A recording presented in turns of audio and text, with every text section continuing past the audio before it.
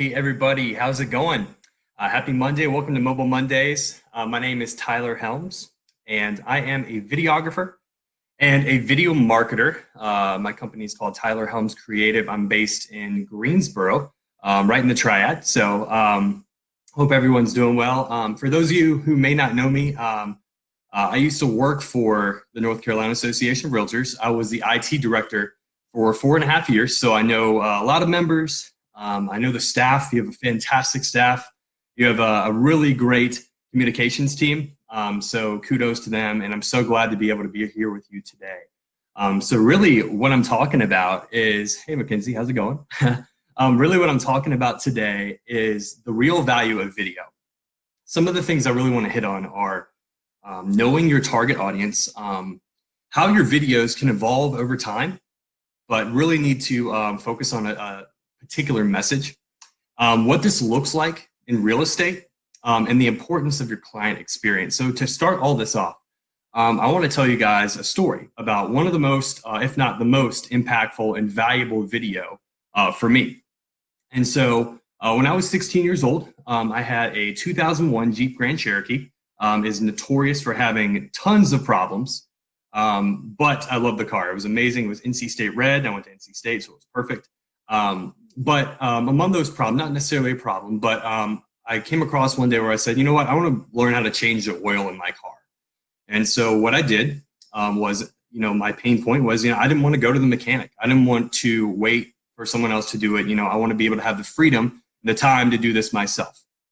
So like any millennial, I went to YouTube and I typed in how to change the oil in a 2001 Jeep Grand Cherokee.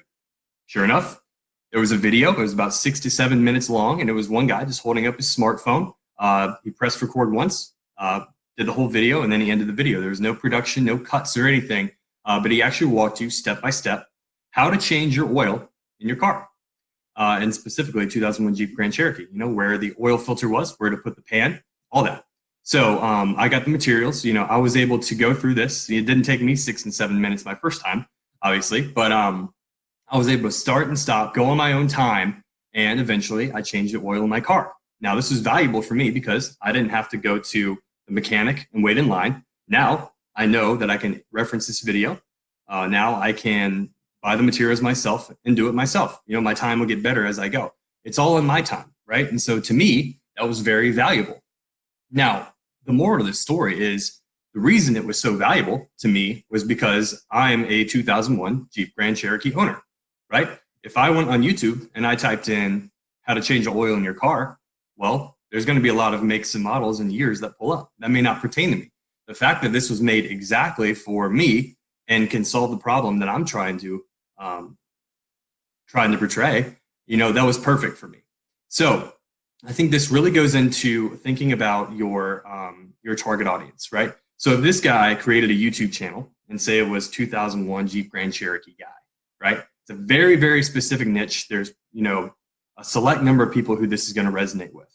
But I mentioned that there are a few problems that happened along the way with my Jeep Grand Cherokee. A few of the main ones were, the starter messes up, the window falls down when it's cold, and the brake lights are out. They're really notorious for that. But if he had made extra videos on his channel and was attracting people for the 2001 Jeep Grand Cherokee type of audience, if he made those videos that solved those problems, well, he's going to add even more value for those people because those are common problems that happen with that particular car. So the point of it is, you really have to think about who your target audience is and what their problems are, right?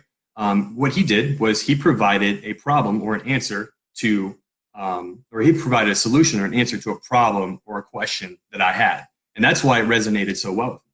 Now, looking back at it today, if you type in 2001 Jeep Grand Cherokee, how to change your oil, there's going to be a lot more videos.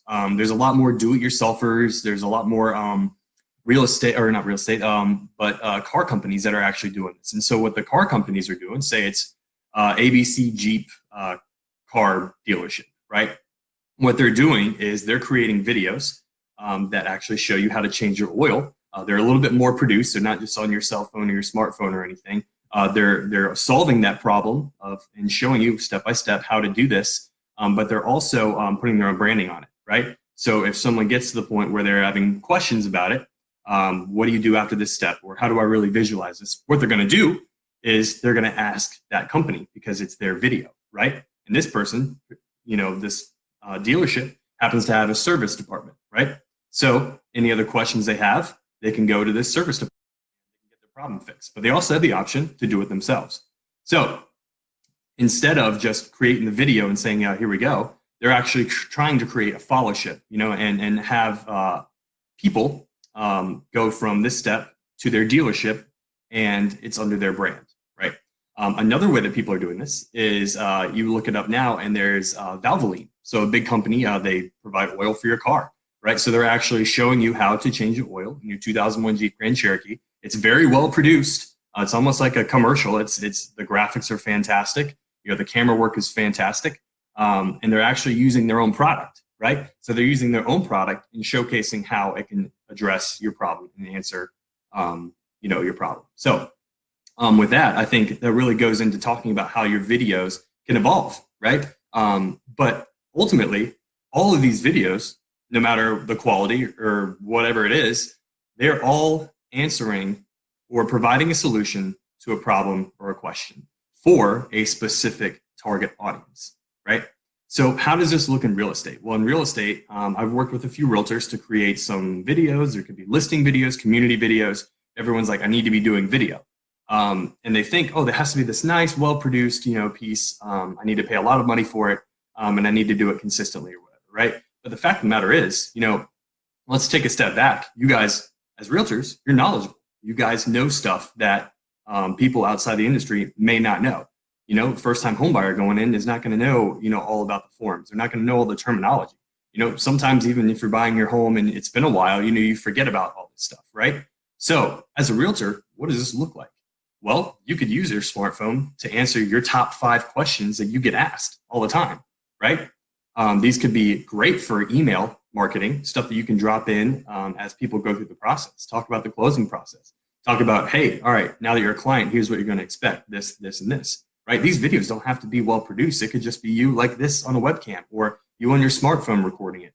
Upload it to YouTube as public or unlisted or whatever. And all you have to do is just, upload it and share it. So I think the primary thing to consider here is that your videos do not have to be 100% well produced and top quality.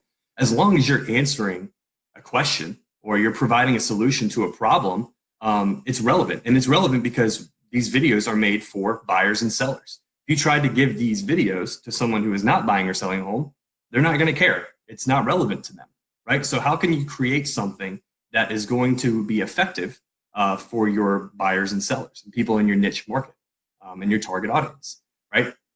And I think the biggest thing about this too is you can use these in your email marketing. Some of these could be promotional, but for the most part, you're using these for your clients. When you use these for your clients, you're creating an unforgettable client experience. If you're just leaving people hanging and people, you're not picking up the phone when someone's got a question or a problem, it makes it tough, So I think a few things to consider are, what you're doing is you're making your communication easier by making these videos. And if someone has that question, you can get the link from your YouTube channel and you can send it to them and then say, if you have any more questions, more in depth, feel free to give me a call. But right there, you just take their problem and you provide a solution, give an answer.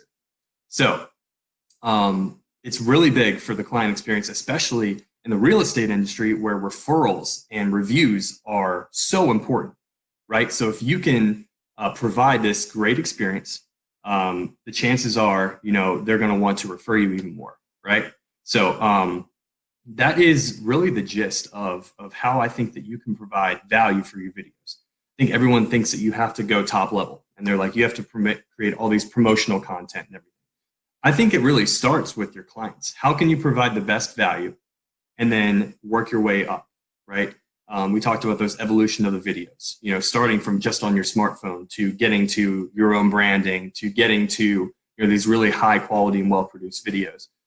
Just think about what is the problem and how can I provide a solution? And ultimately what you will find and what I've seen is that is the most effective and most valuable video that helps grow people, and it helps generate referrals. It makes it a lot easier for someone when you're right there providing the answer or solution to a problem. So I see a few people chiming in. Hey, Caitlin, how's it going? Hey, Kathy. Hey, Raquel. Does anybody have any particular questions for me about video specifically, or video in real estate, anything like that? If you do, feel free to drop it in the comments. I'm more than happy to answer any questions I have. But a little bit about me as we're waiting on some questions. Like I said, I am based right here in Greensboro, and I like to help people create videos for their business, but also to help them create value, right? And create videos that are not necessarily an expense, but something that you can get a real return on investment on. So I really enjoy being able to work with companies that try to go that avenue. So I am on social media. I am on Facebook. It's facebook.com/Tyler Helms Creative. On Instagram, it's @Tyler Helms Creative. And on LinkedIn, you can just find me, just type in Tyler Helms. I do a lot of articles, and I post a lot of my video content on there. Not my video content, but video work that I do. So you can definitely chime in, connect with me there, and can help however way I can.